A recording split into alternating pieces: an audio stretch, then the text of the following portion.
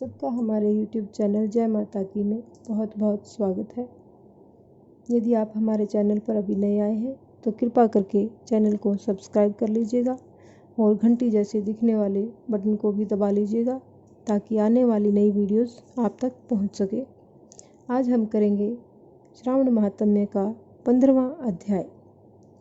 15वें अध्याय में सुपोदन नामक व्रत के बारे में बताया गया है। तो आज हम शुरू करते हैं 15वां अध्याय।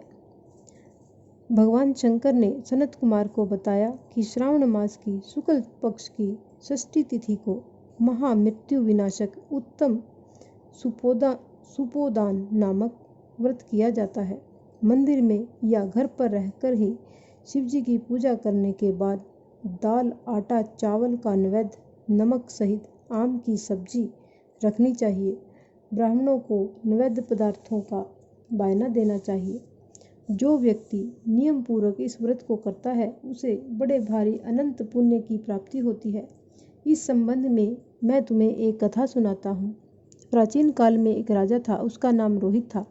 बहुत समय तक उसे संतान का मुख देखने को नहीं मिला। उसने संतान प्राप्ति हेतु कठिन तप किया। तपस्या के प्रभाव से ब्रह्मा जी प्रकट हुए। ब्रह्मा जी ने राजा से कहा, तुम्हारे भाग्य में संतान का सुख नहीं है।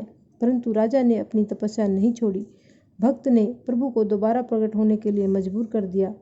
ब्रह्मा जी दोबारा प्रकट हुए और राजा रोहित से बोले, मैं तुम्हें पुत्र तो दे सकता हूँ परंतु वह अल्पायु होगा, यानी ज़्यादा लंबी उसकी उम्र नहीं होगी।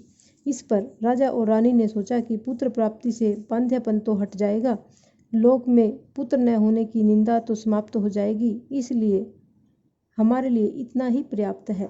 राजा और रानी ने अल्पायु पुत्र के लिए ही अपनी सहमति प्रदान कर दी। समय आने पर ब्रह्मा जी के वरदान से रानी को पुत्र पैदा हुआ।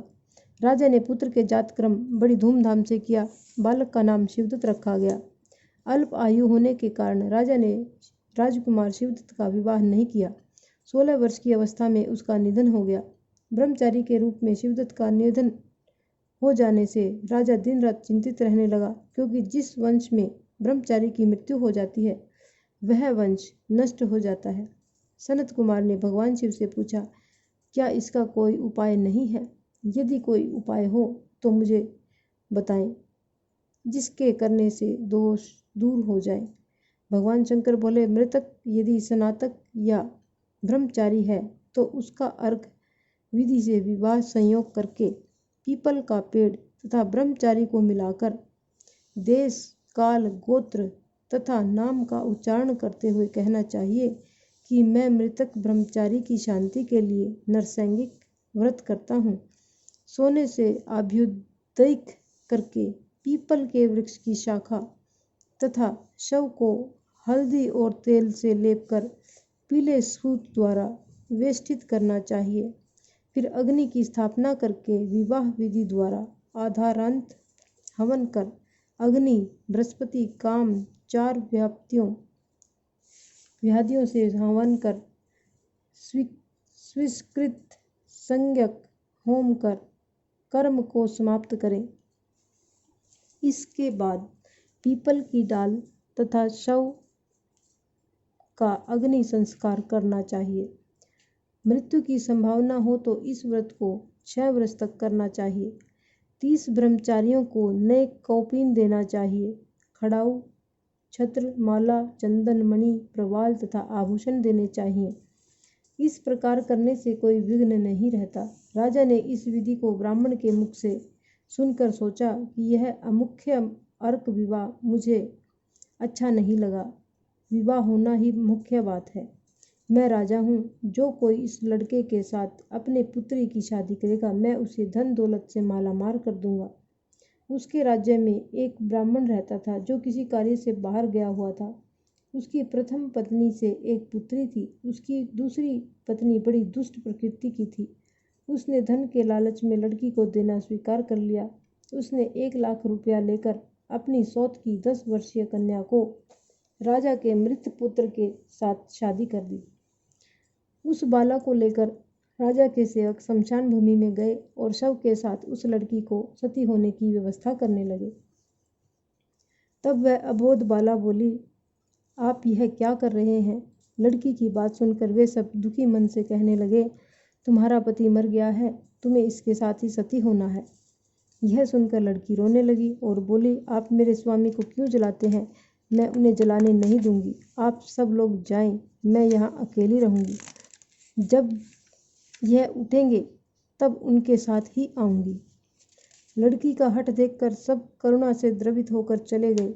तब छोटी सी लड़की, जो न कुछ समझती थी न कुछ जानती थी, शव के पास अकेली बैठकर भगवान शिव पार्वती जी को याद करने लगी। बार बार पुकारने पर करुणा के सागर शिव पार्वती नंदी पर सवार होकर शमशान में लड़की के पास पहुँचे। बालिका ने जब शिव पार्वती जी को देखा तो वह उनके चरणों में गिरकर अपने पति के प्राणों की भीख मांगने लगी।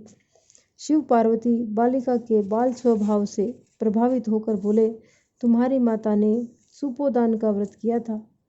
तिल तथा जल लेकर उसके फल का संकल्प कर अपने पति को दो तथा अपने मृत पति से कहो, मेरी माँ ने सुपोदान नामक व्रत किया था, उसके प्रभाव से मेरा पति पुनः जीवित हो जाए। भोली भाली बालिका ने भगवान शिव पार्वती के आदेशानुसार वैसा ही किया। शिवदत्त तुरंत ऐसे उठकर बैठ गया जैसे कोई सोता हुआ उठकर बैठ जाता है। माँ पार्वती और शिवजी भगवान उस बालिका को व्रतोपदेश देकर अंतर्ध्यान हो गए। भगवान शिव और पार्वती जी के अंतर्ध्यान होने के बाद शिवदत्त ने उस बालिका से पूछा, तुम कौन हो? मैं यहाँ शमशान भूमि में क्यों हूँ? बालिका ने सारी कथा उसे बता दी। अगले दिन नदी के तट पर स्नान करने के लिए आए हुए लोगों ने वापस लौटकर राजा को बताया कि उसका पुत्र उस बालिका के प्रभाव से जीवित हो गया है। यह सुनकर राजा की प्रसन्नता का ठिकाना न रहा। वह प्रसन्न होकर गाजे बाजे के साथ नदी के तट पर आया। राजा ने पुत्र वधू की प्रशंसा की। मेरी यह पुत्र वधू सुभागा और धन्य है। इसके सजीव पुण्य से राजकुमार को जीवन दान मिला है। राजा ने ब्राह्मणों को दान दिया और भगवान शिव पार्वती की पूजा की। ब्राह्मणों के कहने के अनुसार नगर में प्रवेश करने हेतु शांति यज्ञ किया गया। मनुष्यों को चाहिए कि इसे 5 वर्ष तक व्रत करने के बाद उद्यापन करें। भगवान शंकर और माँ पार्वती का प्रतिदिन अर्चन करें। पूर्व विधान से व्रत में नैवेद्य तथा बायना देना चाहिए।